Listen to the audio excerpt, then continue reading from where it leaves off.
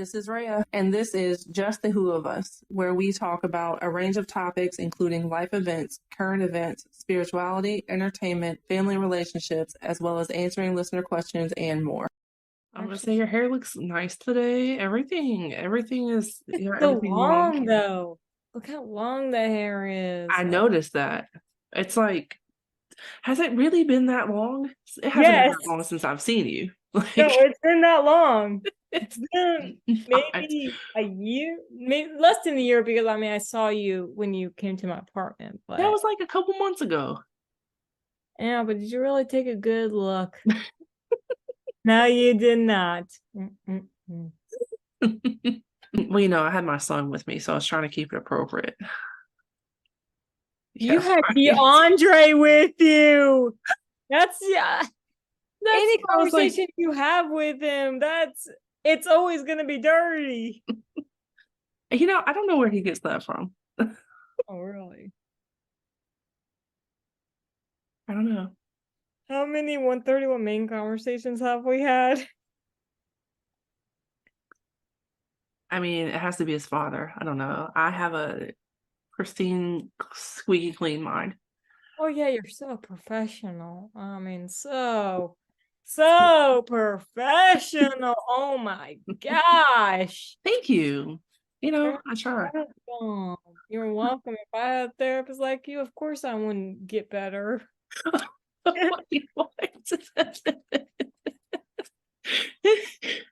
You said you wouldn't get better? Nope. Just over here antagonizing people and shit. It's fine. It's what I do best. It's fine. Then they keep paying me. I'm just kidding. I'm absolutely kidding. Wow. You sound like pretty much every therapist, except the ones I have. But no, you know what? It sounds like you have. Well, maybe we'll just do we'll just talk about whatever. It's just a shoot the shit episode with Natia. Sounds good. No, but it sounds like you have a good support team now, which is I'm really glad to hear, because there was one point where I wanted to slap some people. Yeah, I know. So yeah, believe me, I understand. Yeah, I think the most important thing people should know is, first of all, trust your instincts with people. You know what I'm saying? Like, if you have bad juju from someone or bad vibes or whatever it is, cut off soon, because if you start getting attached to them, you'll create an unhealthy attachment style to them, and you feel like any argument, it's going to be your fault and this like that. And I've been in a couple of situations where a person has been more of a narcissist or verbally abusive, or if you didn't do something for them, they will attack you like there's no tomorrow, gaslight you, and this was only one person. So wait, do I know this person? Are you talking about in your professional team or personal life? Personal life. I know exactly who you're talking about. Yeah, but your support system is not always the professional ones, Yeah. And it's family, it's friends, and it's the professionals. And that's one thing I think people don't realize is the people you surround yourself by professionally and personally is going to affect you. My circle is so small that it's a dot at this point. Does that make sense? Yeah. I have 5 close people. 2 are my parents. 2 are my mentors. And then, there's a couple friends that are in there, but it's just kind of I just don't talk much to them, but I do trust them and stuff, but just, Right. It's just not as much communication. But the one I've had the most communication would be my bestie. Mm-hmm. And she's pretty good. And that's really like the closest people that I love, Yeah. and all the five people are different categories in my life. One thing that I noticed, there was a point where you started standing up for yourself, which I was really proud of you Mm-hmm. for. Because I know that some of your anxieties at one point kind of lied around other people and their actions, inconsistencies, and things like that. And in a situation where I feel like I know that you were expecting a little bit different response just naturally. And I feel like a lot of people who aren't self aware would have been like, what? You addressed someone who had been inconsistent. And I was really proud of you. Um, Mm-hmm. I was proud of you for standing up for yourself. And I know that I told you that. But you addressed me because put myself out there because I just inconsistent. I had made some not appointments, but I had planned some meetings and things like that, phone calls and stuff, and things just kept coming up. And you were just like, hey, it was so respectful. I was like, I couldn't even be mad at this if I wanted to, if I wanted to. It was the most respectful, like, hey, don't, quit fucking around with my time thing that I'd ever seen. And I was like, oh my gosh, look at her growing up. Well, I mean, the thing about it is, I think one thing that people need to understand is boundaries are not walls. Boundaries are bridges Mhm. to you, you know? Yeah, So it's creating bridges for you, for wanting the other person to stay in your life, you know? And because and that's one thing that's very misconstrued yeah, about boundaries, is that they think, oh, you're just putting up boundaries just to keep me out. Like, that's not it at all. It's to right, keep you in. It's to keep you in my life, or to from keep you to be in my life. And I think a lot of people just are like, that's too much for me to do, that's too much for me to ask. And that's the thing, a lot of boundaries, mm, unless it was like really like far-fetched, are reasonable, yeah, um like, I mean, there's things that people just need to be aware of. I mean, it's like, one example I like to think of is when you see a therapist or when you go see your doctor, like, you tell them like personal things, but you don't expect them to tell you extremely personal things back, you know? Like, I yeah, mean, they might share something to kind of relate to your situation in their life, but they're not going to tell you their whole life story, most of the right, time. right, They're not going to tell you about every trauma or every sickness diagnosis or something, because that would be very inappropriate, and right, so there's right. that already established boundary when you go see a professional, Yeah, um and you don't just expect, oh, let me just call and say, hey, like, you don't call a doctor or a therapist just to be like, hey, how are you doing, right. like, Yeah, I mean, but like, it's just how it is, and you just and the thing about is, when you feel like you're being played with or whatever, um always try to do it in a most respectful manner, especially unless you're trying to gaslight them or get them mad at you. That's a different story. But yeah, you're like me and you're trying to avoid, confrontation, but also stand up. You gotta do it in the most respectful way possible. And one thing I don't know if many listeners know this or whatever, but do I statements. That's, I feel,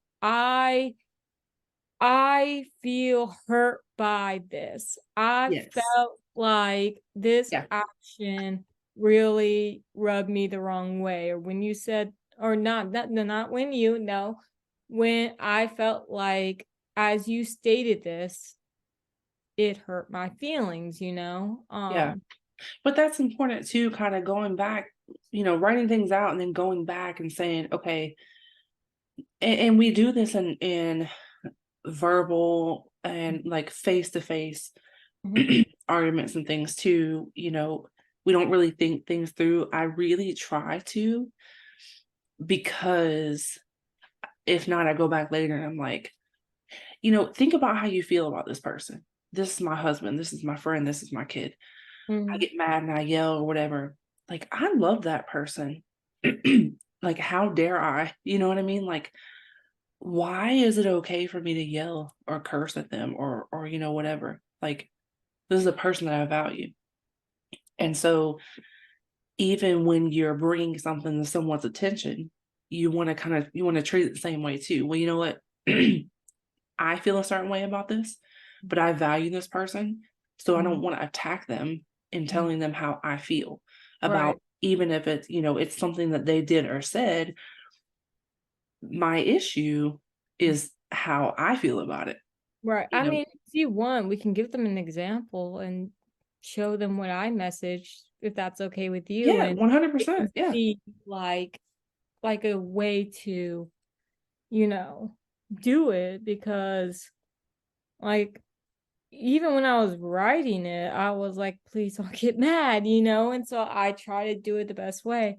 And what I stated was, this is a message I did to Rhea, and this is what she was talking about, that just being respectful, is that I said, please, please stop playing with my time. I understand things get in the way, all that, and I am available most of the time and day. It's like every time we try to do something, you change it on me. Like I said, it's not in a mean way or anything. If it was once in a while, I would be fine, but it's all the time. I try to be understanding and all that because I know you deal with a lot, but I still need my time to be respected too. I mean this with love and care. Please don't be mad. Like, yeah, I mean, yeah.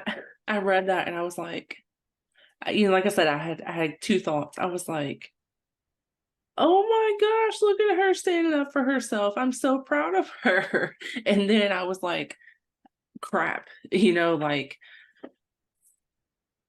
while I could easily be like, oh, well, I didn't mean to, or whatever. First of all, the way you approached me mhm, didn't give me any negative or any reason to respond negatively. mhm, So it even kind of controlled how the person on the other end responded, because the way you brought the attention was like, hey, I mean this with respect, but I need this respect too. And so if anybody would have read that message and had a negative response, they have no self-awareness, yeah, because mhm, it was the most polite message I've ever seen. Um, and we've had conversations before about standing up for yeah, yourself.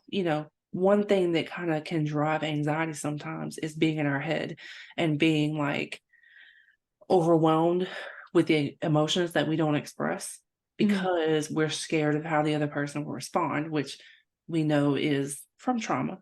You mhm, know, you've been treated a certain way in the past for speaking your opinion, or even expressing your basic needs. And so yeah, now it's kind of like, I don't know, they're just going to get mad, and so I'm just going to mhm, keep it here.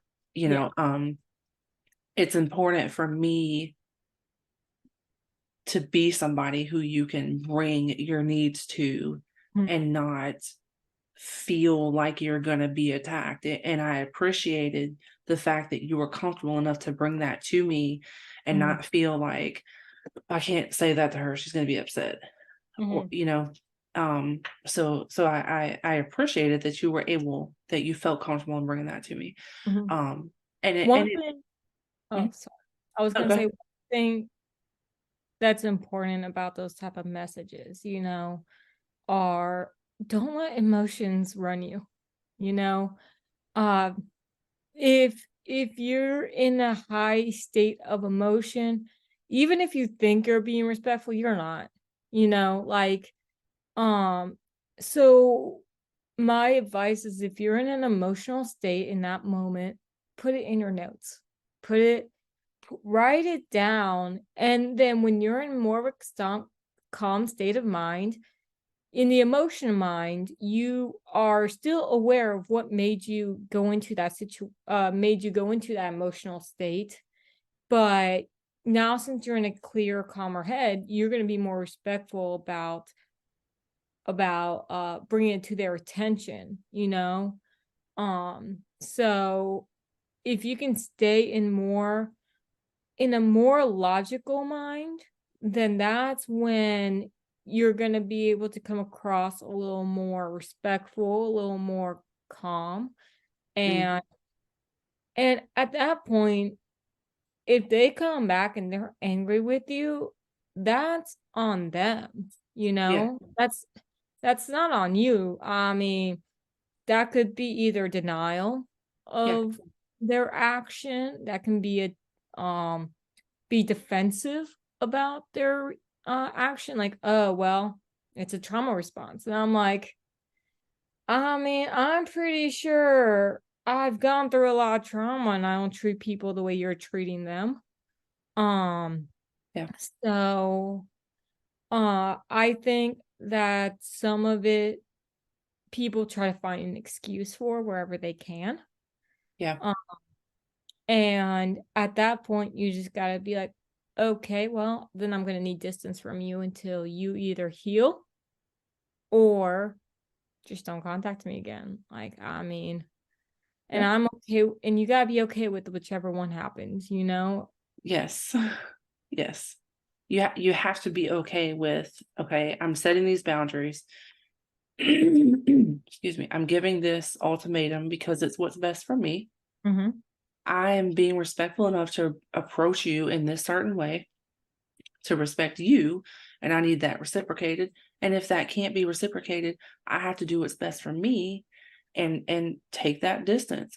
And I Mhm. also have to be willing to accept the fact that I might have to take that distance, because I feel like that's, a thing. A lot of times we confront somebody and we expect them to Mhm. have a response that's going to cater to the response we want, and it Mhm. doesn't always happen that way. For those, people who listen, often, I have a guest, Martin. He's on here basically once a month now. We talk a lot about expectations. We talk a lot about responses over reactions, and it's kind of like we have to tailor our expectations sometimes to what we should expect for ourselves, and Mhm. not necessarily what to expect the other person to do.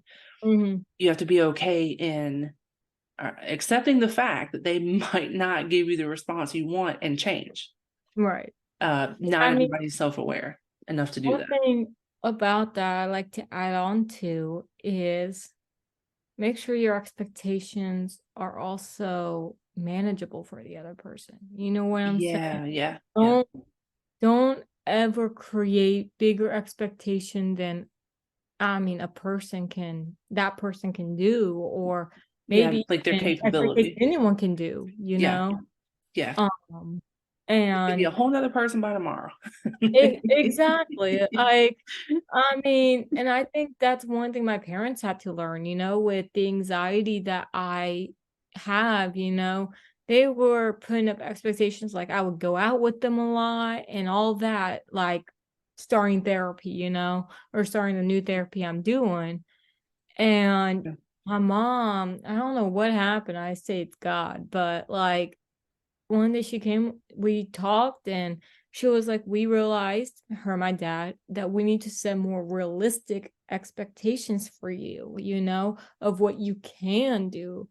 And also that my mom said this to me was, the when you say no to things, it's not because you don't want to do it, it's because you feel like you physically can't, and we're Yeah. starting to realize that now, Yeah. like, it's not you're not saying no for selfish purposes. You are saying no because it feels like you can't do it. Yeah.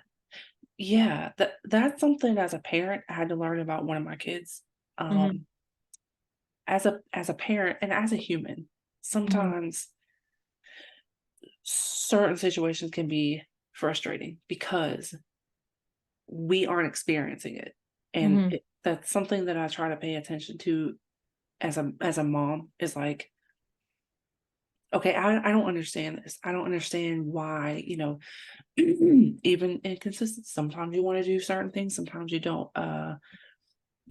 Your obligations. Well, you want to be a part of this, but then this becomes inconsistent. And my expectation is for you to be 100% consistent. mhm, I am not 100% consistent at everything. Things come up, as you know. I'm not always consistent. Sometimes I let things get in the way of other things. mhm, And I say let because if I look back and reflect, there are certain instances where I can say, no, I have this obligation already. And mhm, I don't for whatever reason, because I feel like this may be more urgent or time. I, mhm, I subconsciously may feel like, okay, well, she's probably okay with doing this a different time, and not kind of stepping into that other person and saying, okay, I feel this way because I'm me. I don't understand this because I'm me. mhm, But just like bringing it to someone's attention, it's like, oh, okay, okay. So I'm not this person, so I don't think and respond or react and process things that way. But if I try to put myself in their shoes, okay, now I kind of do understand why they may not want to go here. They may want to take a break from this. 5 days or 4 days of practice and training, hardcore training when you haven't trained in a while mhm, may be a little more impossible than 3 days, kind mhm. of thing. You may need that extra, whatever. Right. My expectations are going to be different because I'm not that person, but it's important to, especially when somebody brings, and especially when somebody has anxiety, to Mhm, bring that to you and you say, okay, you know what? Let me try to understand.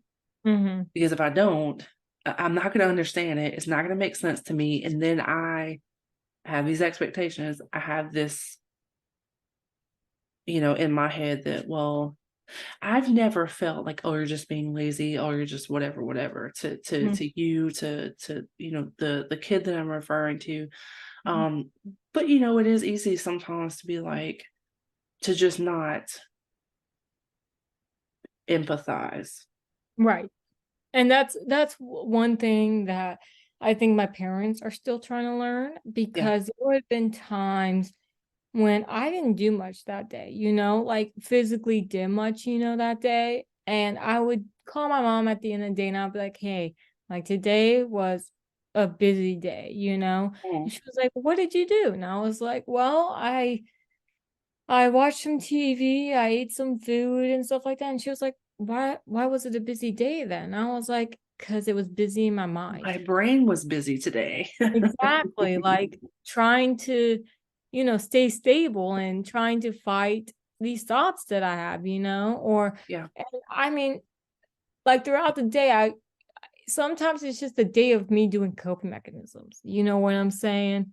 Um, and I mean, like that can be draining, Mhm. And so sometimes my parents kind of like, forget that um that things going on in your mind, especially as much as they do in mine, and how fast thoughts can go sometimes, that can be a busy ass day, you know what I mean? Yeah. Like, um and I mean, even yesterday was a busy day. I had to try to catch up on schoolwork and stuff, And after working on schoolwork for a while, I would say maybe like 6 hours, I was beat. I was mentally beat.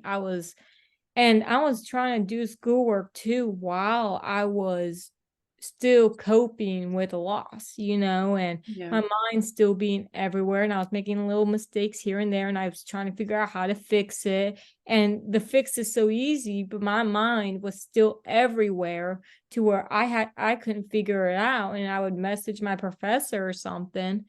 And the thing about it is, right when she answers, I figure it out, and I'm just like, you gotta be kidding me. Like, I'm like, sorry, figured it out, my bad. But I sent that maybe like 3 times yesterday. Sorry, figured it out. Like, she was very nice about it, but yeah, so busy to someone else is not busy, the same busy as another person, Yeah. Sometimes it's not a job, sometimes it's not school, sometimes it is, sometimes it's not, And one thing about it is I need to also be aware of other people being busy. You know what I mean? And I'm pretty good at seeing that, I'm pretty good at getting hints, and if they take a while to respond or whatever it is, I've noticed that growth for sure. Yeah. But at the same time, you also need to feel like you're a priority too. You know what I mean? Yeah. And because one thing about it is, let's take, my mentors, for example, they're really busy. They are really busy people, but they always find the time to message me back. To If I ask them a question or need advice about something, they take the time to message me back. Yeah. And so in my mind, I'm like, if they can do that, just another person can, That's fair. Yeah. Yeah. I mean, like, and I mean, last week, I won't get too much into it, but last week I was going through a really, really rough time, Mm-hmm. And there is a person in my life right now that I'm a little annoyed at right now, because she is supposed to help me through tough times, and I'm always there to help her through her tough times, always checking in on her and seeing how she's doing, always telling her she can call if she needs to. Mm-hmm. And I feel like I didn't get that same thing back last week, Gotcha. And don't get me wrong, she did call one time last week, but we just talked about random shit like we always do. You know what I mean? Yeah. Which was nice, but I had to ask her for that, Mm-hmm. and being like, hey, could we talk to that? And the thing about it is, I know she's busy, she does have a work, she does have a family, and I understand that, but we talked a lot more throughout the week, on a week that I wasn't going through a rough time, than when I did last week, like we've talked a lot more throughout the week. And I understand different weeks might be a little more busy, and like I always try to reason it out in my mind to make it like, but at the same time, I felt like there was no really excuse for it,